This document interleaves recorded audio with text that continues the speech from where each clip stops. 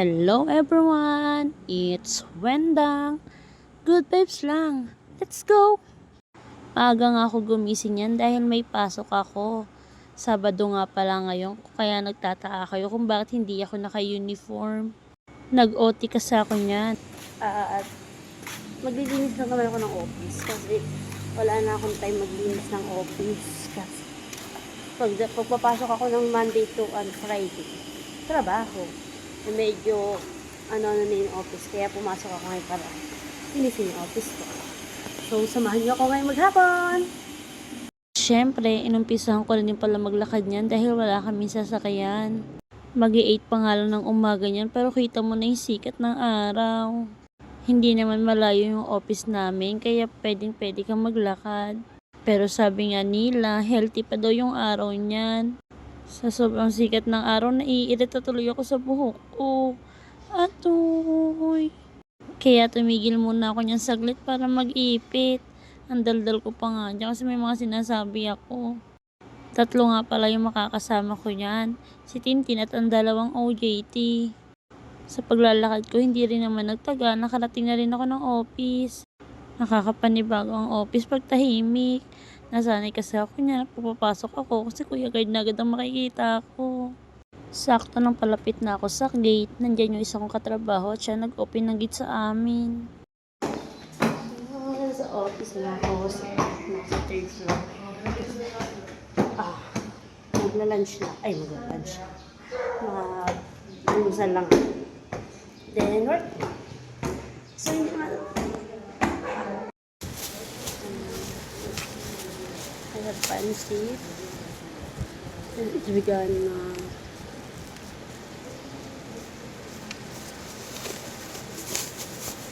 Bago nga ako pumasok niyan, dumaan muna ako sa karinderya.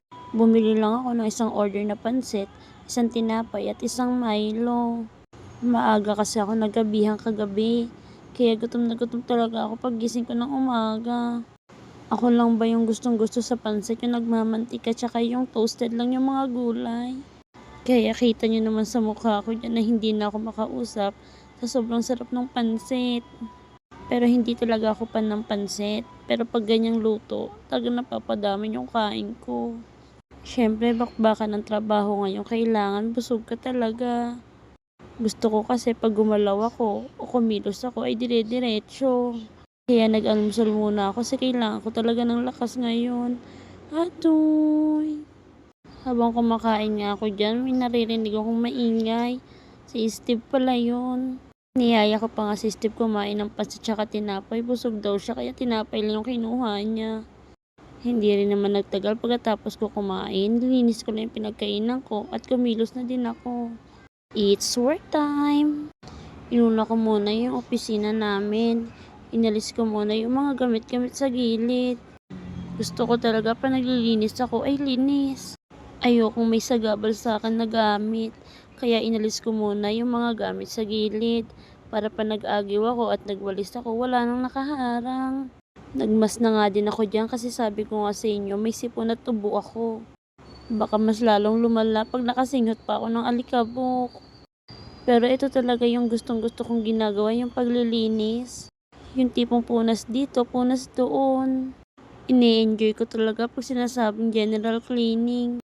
Pagkatapos ko nga alisin yung mga gamit sa baba, nag-agaw na din ako. Pero pagtingin ko may mga gamit pa pala sa gilid ng computer, kaya tinanggal ko na din yun. Medyo nahirapan pa nga ako mag-agaw kasi ang liit-liit ko nga. Dulo na nga ng walis tambo yung hawak ko kasi mataas din naman yung bubong kahit papaano. Pero sabi nga nila, pag gusto mo may paraan. Kaya nagsuot ako ng tsinelas na matangkad. Para kahit papaano ay naaabot ko na. May kanya-kanya nga kaming rota. Siyempre ako, dito ko sa 3rd floor kung saan yung opisina ko talaga. Gusto ko talagang linisin yung office namin kasi wala na talaga akong oras. Monday to Friday kasi busy na ako sa mga customer ko. Kaya nung may pagkakataong pumasok kahit Sabado, pumasok talaga ako para maglinis ng office. Wala lang, trip ko lang talaga maglinis ngayon araw. Medyo naboboard kasi ako sa bahay. Wala din naman akong ginagawa kundi humiga lang. Masakit lang talaga ang ulo ko noon. Atoy! Pagkatapos ko nga agiwan, syempre naglaglagan niya sa sahig. Kaya winalis ko talaga maigi.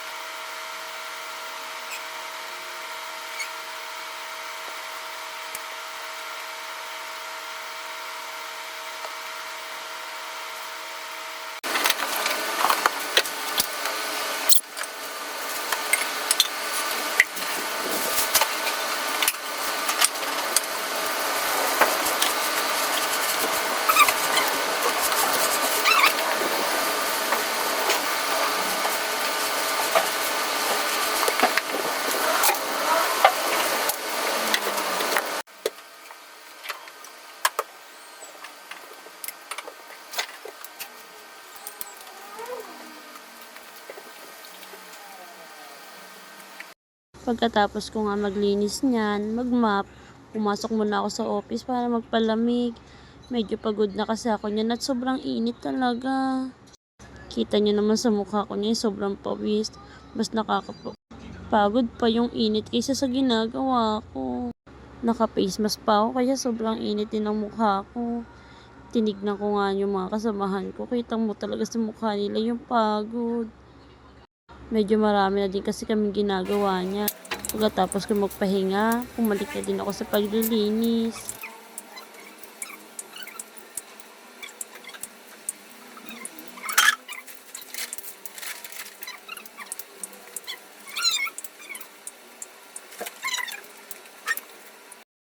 Uwian time na. Di na nga din ako nakapag-video doon kasi nalobat talaga ako. Hindi na rin naman nagtagal, umuwi na din kami niyan kasi nga tapos na kami sa paglilinis. Medyo maaga din naman kami natapos kasi 5 din naman kami. Kaya tulong-tulong talaga kami sa paglilinis. Natatawa nga ako sa mga kasamahan ko niyan kasi sobrang lapit lang talaga ng office at ang bahay namin. Nag-book pa talaga ng in-drive kasi doon napapagod daw sila maglakad. Pwede naman kako ng tricycle lang. Gusto daw talaga nila naka-aircon pa. Bigyan na. I'm home na. Nakapagod na araw. Pag uwi ko nga niya, nagpahinga lang ako ng unti at kumain ng tanghalian. Maya-maya naglaba na din ako. Sa lababo lang pala ako naglaba kasi hindi naman sobrang dami ng labahan ko. Wala talaga akong kapaguran. Pasensya na po.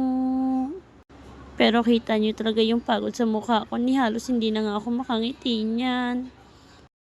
Pagkatapos ko nga magsabon, nag-anlaw na din ako. Syempre, nag-dryer na din ako niyan. Baka kasi umulan mamaya, hindi matuyo yung mga damit ko. Malaking tulong talaga ang dryer, lalo na pag tag-ulan na. Pero simula nung nag-summer, bihira na ako mag-dryer kasi sobrang init nga. Nung halos kakasampay ko lang, mamaya magagamit ko na ulit. Maganda din kasi tipid din ako sa kuryente. Atoy!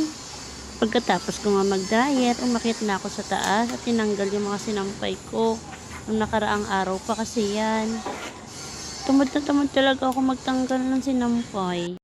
Pero syempre, pagkatapos ko tanggalin, nagsampay na din ako ng mga nilabhan ko. Madali lang naman yan kasi hindi nga kagano karamihan yung mga nilabhan ko. Pagkatapos ko nga magsampay niyan, pumasok na din ako sa loob para magtupi ng mga damit ko. Ako lang ba yung ganito? Yung sa lahat ng gawaing bahay, sa pagtutupi ako naboboring. Kaya nga minsan sa sobrang ayokong magtupi ng mga damit, nagpapa-laundry na lang talaga ako. Kasi sa laundry pagkakuha mo ng pinalabhan mo, nakatuping na. Isasalansan ko na lang sa lagayan niya. Haggard na talaga ako niya kasi sobrang init nga. Kaninang umaga pa nga kasi akong gawa ng gawa niyan. Pag sinapian talaga ako ng kasipagan, ultimo talagang agyo makikita ko. Atong kasi uuwi kami ngayon ng aking asawa. So, syempre focus muna ako ng Silka. Hindi na nga pala Nivea yung gamit ko kasi nung last punta ko sa Mercury, wala silang Nivea. Pumunta din ako sa 7-Eleven, wala din. So, try ko lang si Silka. Baka sakaling mas maganda. Pero si Nivea, 2 years ko na siyang ginagamit.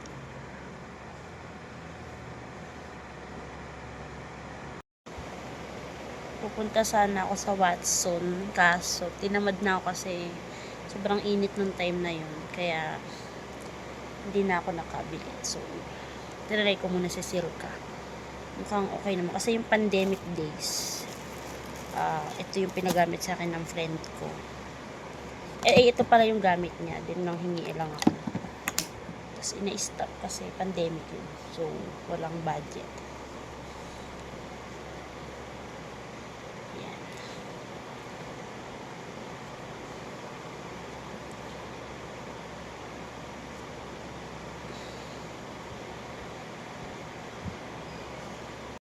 Then, sunscreen. Sunscreen na din ako para protect sa init.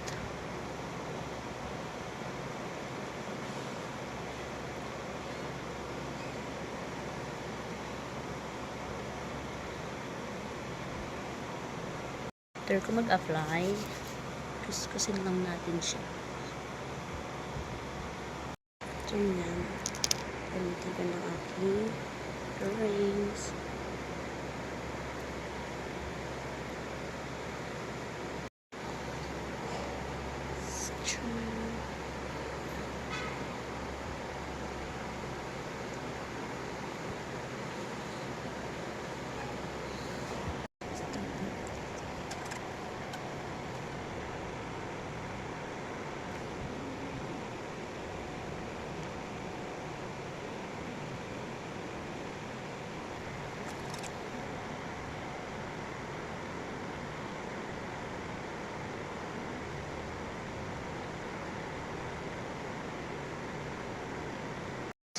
Pili na tayo.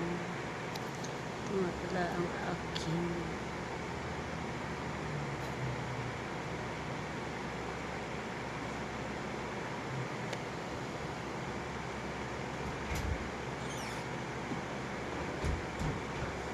alam niyo, sa totoo lang guys, si Rex kasi ayaw na ayaw mag-makeup ako.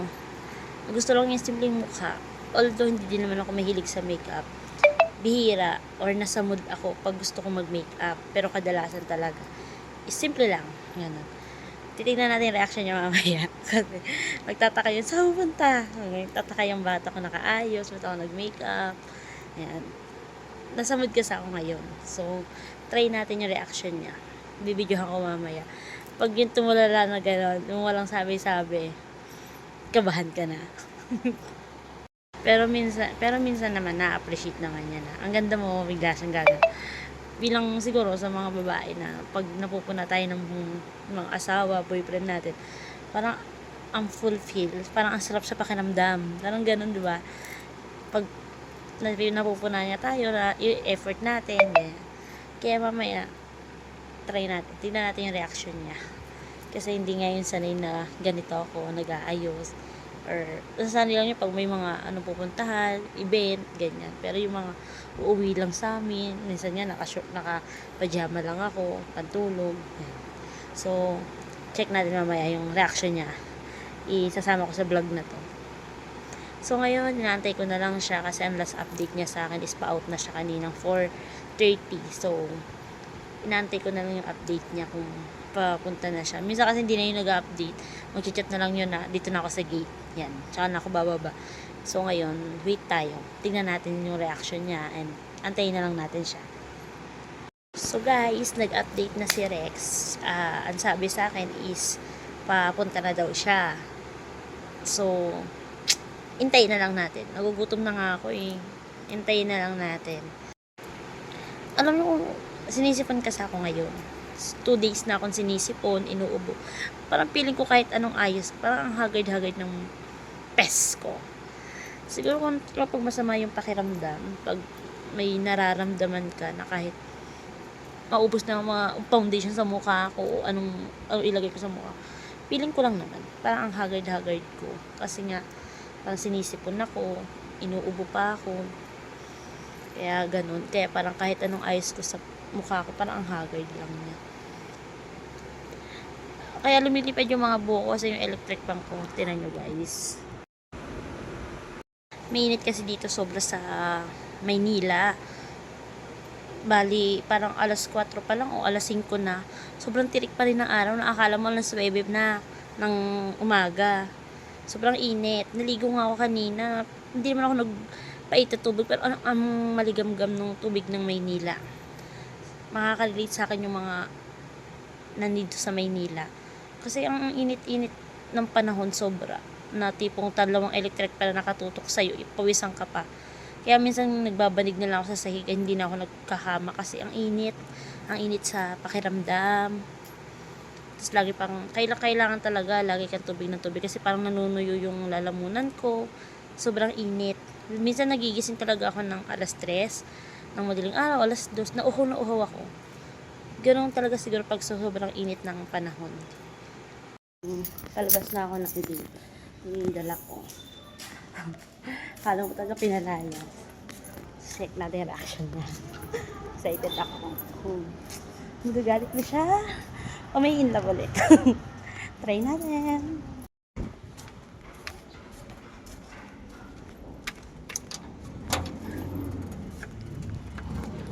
Hey! What are you doing? Ang itim mo dyan sa bag mo. Ang itim ko sa bag ko? Bag ito? Ay, sa damit mo. Lagyan mo Bakit? nga dyan, tumbler. Pangit? Hindi naman. Parang ang itim mo lang ngayon. Ah, hindi maganda? Ba't ganyan kasi tsinelas mo? Ano? Maganda naman. Dahil yung puti. Yung white ba?